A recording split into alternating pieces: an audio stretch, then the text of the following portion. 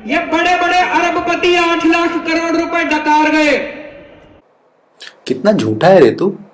Right of हुआ है, loan माफ नहीं हुआ है। और 8 लाख करोड़ का नहीं, 7,000 करोड़ का राइट ऑफ हुआ है। राइट ऑफ क्या होता है ये मैं तुझे बताता हूं अभी। लोगों ने विजय माल्या का नाम सुना होगा, पता है विजय माल्या कौन है? हाँ पता है अंकल, विजय माल्या कौन है। विजय माल्या वही है जिसके ऊपर मोदी सरकार के अंडर काम करने वाले ईडी ने अभी थोड़े दिन पहले 6,600 करोड़ रुपए का जुर्माना लगाया है। तुम्हें ये भी नहीं पता? अखबार नहीं पढ़ते हो क्या बे? विजय माल्या काफी बूढ़ा हो गया लेकिन लड़कियों के साथ घूमता है सारा दिन।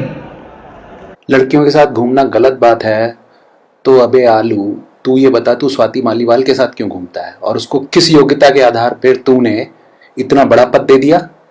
बता। सबसे बड़ा प्रमाण इस बात का जो मैं कह रहा हूं, अभी थोड़े बहुत पैसे आने ही लगे हैं बैंक में। परसों स्टेट बैंक ऑफ इंडिया ने इन अरबपतियों के 6,000 करोड़ रुपए माफ कर दिए भाई साहब।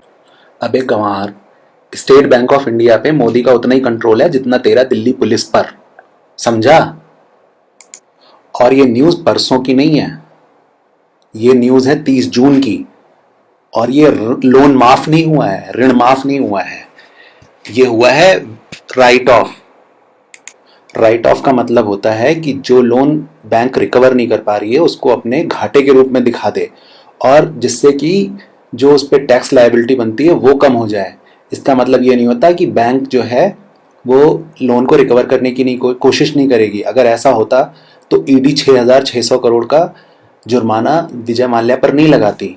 लेकिन तुम तो ठहरे गंवार, तुम्हें तो इतनी बुद्धि है नहीं।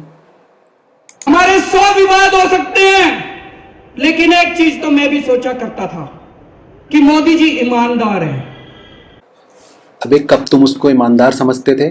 2012 में गुजरात इलेक्शन हुआ था जब मोदी मुख्यमंत्री पद के लिए लड़ रहे थे। उससे 10 दिन पहले तुमने प्रेस कॉन्फ्रेंस की थी और मोदी को 50 गालियां सुनाई थी। उस पर पता नहीं कौन कौन से घोटालों का आरोप लगाया था इलेक्शन से जस्ट 10 दिन पहले।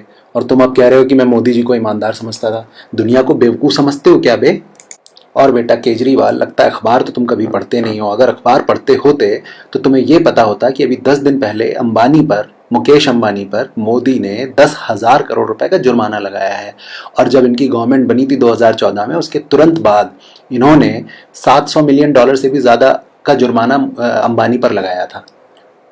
और तुम्हारा एजेंडा तुम्हारे मूर्ख सपोर्टर्स नहीं समझते होंगे, जिनको कि आपटार्ड कहा जाता है। तुम्हारा एजेंडा है कि कांग्रेस वैसे ही कमज़ोर पड़ रही है, मोदी को गाली दे दे के जो भाजपा विरोधी और मोदी विरोधी वोट्स हैं उनको इकट्ठा कर लो, और कांग्रेस जो स्थान रिक्त कर रही है उसको ग्रहण कर लो। और तुम्हारा जो दर्द है इस समय, उसको देखकर यही लगता है कि तुम्हारा अपना कुछ पर्सनल नुकसान हुआ है।